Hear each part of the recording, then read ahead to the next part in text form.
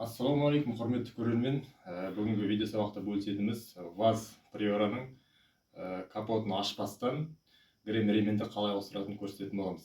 Кеттік. Әрине достар, бұл қалжың.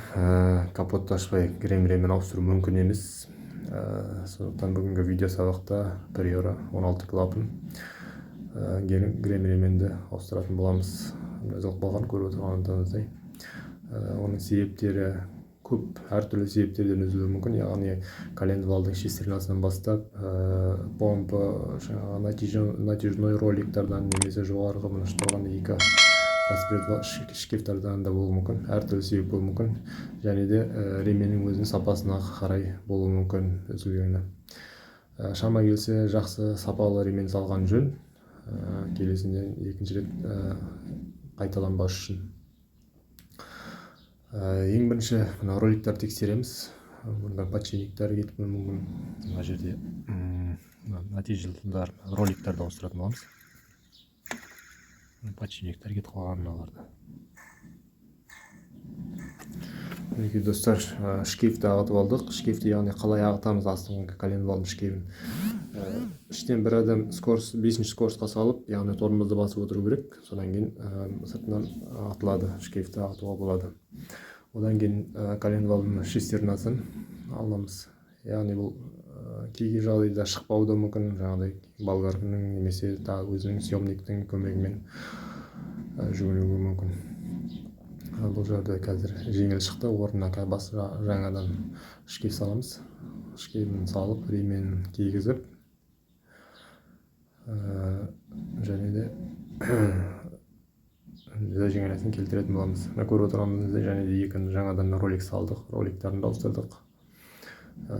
Осыдан кейін зажигания келтіретін боламыз. Яғни бұл әркімнің қолынан келетін іс. Яғни ниеттенсе, үй жағдайында осындай жасауға дүниелерін жасай беруге болады. Бүгінгі енді қазір зажигания қоямыз. Біздер негізі основном бірінші цилиндрмен қоюға болады. Яғни бірінші цилиндрді максималын жоғарғы жаққа келтіріп қоюға болады. Я болмаса астыңғы шкифтан көріп тұрсыздар. Сіздерге жақындатып көрсетейін. Фокус қалай болады.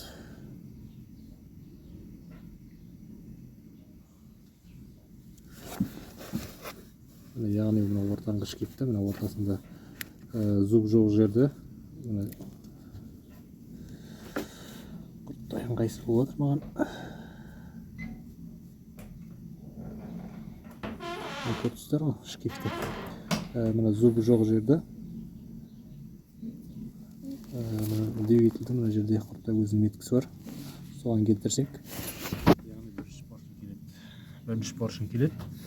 Содан кейін мына екі шкифті, жоғарыда екі шкифті, мына жерде меткісі бар.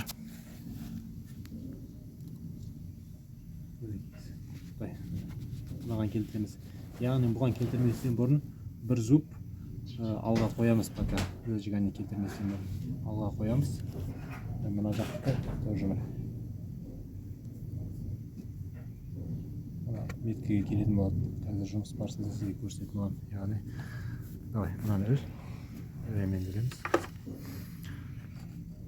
Мінекей ременді қазір бос, міне бір зуб артқа ілесін.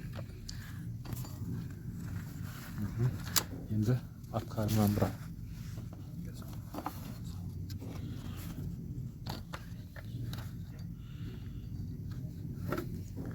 Мінекей достар, міне қазір ремен бос тұр. Міне меткісі қолына алшы. Міне меткісі, мінекей құрттай көрдіңіздер ме? Бір зуб артқа тұр. Ремен бос тұр. Енді соны артқа бұрайғанда, артқа бұрай енді. Мына зубқа келетін болады, және астыңғы ремен қатаятын болады. Тартылады соған қарай.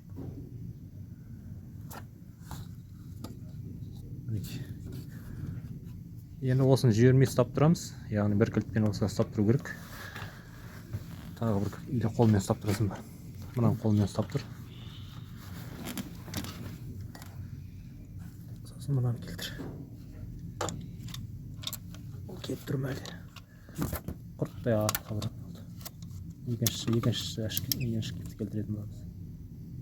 Мінекей зуб стол болды. Енді мына астын езбек.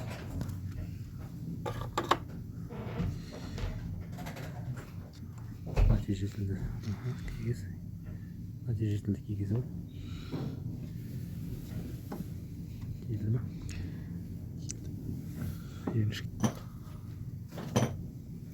Так, міне достар, ременімізді кигіздік. Бана көрсеткенде астыңғы шкиф келіп тұр. Жоғарғы екі шкифтің екісі.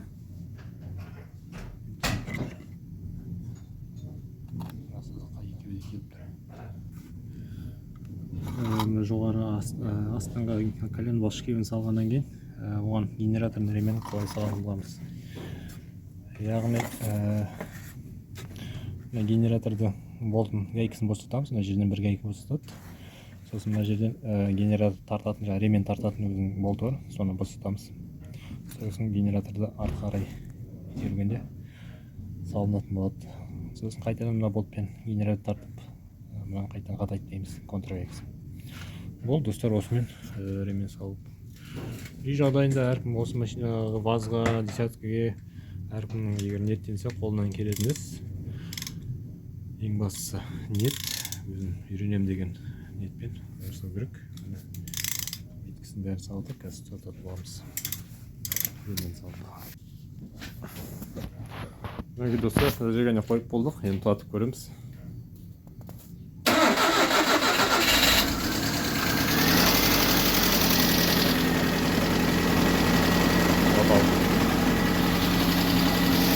Достар, осындай қызықты видеоларды алда салатын боламыз. Осындай өз пайдасы, өз қазақтарымызға пайдасы тиетіндей видеолармен бөлісіп отырамыз. Қолдау көрсетіп, лайк басып, коммент қалдырып кетіңіздер.